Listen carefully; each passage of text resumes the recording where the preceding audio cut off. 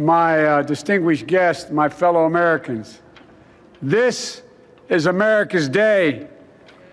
This is democracy's day, a day of history and hope, of renewal and resolve. Through a crucible for the ages, America has been tested anew, and America has risen to the challenge. Today, we celebrate the triumph not of a candidate, but of a cause, the cause of democracy. The people, the will of the people has been heard, and the will of the people has been heeded. We've learned again that democracy is precious, democracy is fragile, and at this hour, my friends, democracy has prevailed. This is our historic moment of crisis and challenge, and unity is the path forward. And we must meet this moment as the United States of America. If we do that, I guarantee you we will not fail. We have never, ever, ever, ever failed in America when we've acted together. And so today, at this time, in this place, let's start afresh, all of us. Let's begin to listen to one another again, hear one another, see one another, show respect to one another. Politics doesn't have to be a raging fire, destroying everything in its path. Every disagreement doesn't have to be a cause for total war. And we must reject the culture in which facts themselves are manipulated and even manufactured. Recent weeks and months have taught us a painful lesson. There is truth and there are lies. Lies told for power and for profit. And each of us has a duty and a responsibility as citizens, as Americans, and especially as leaders who have pledged to honor our Constitution and protect our nation, to defend the truth and defeat the lies. Look, you all know we've been through so much in this nation. And in my first act as president, I'd like to ask you to join me in a moment of silent prayer.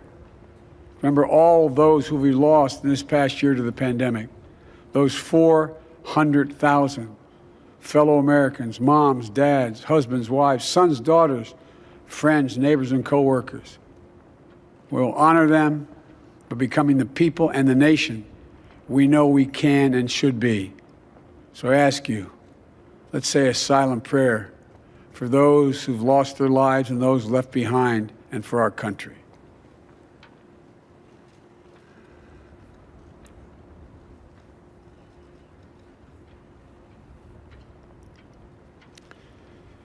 Amen.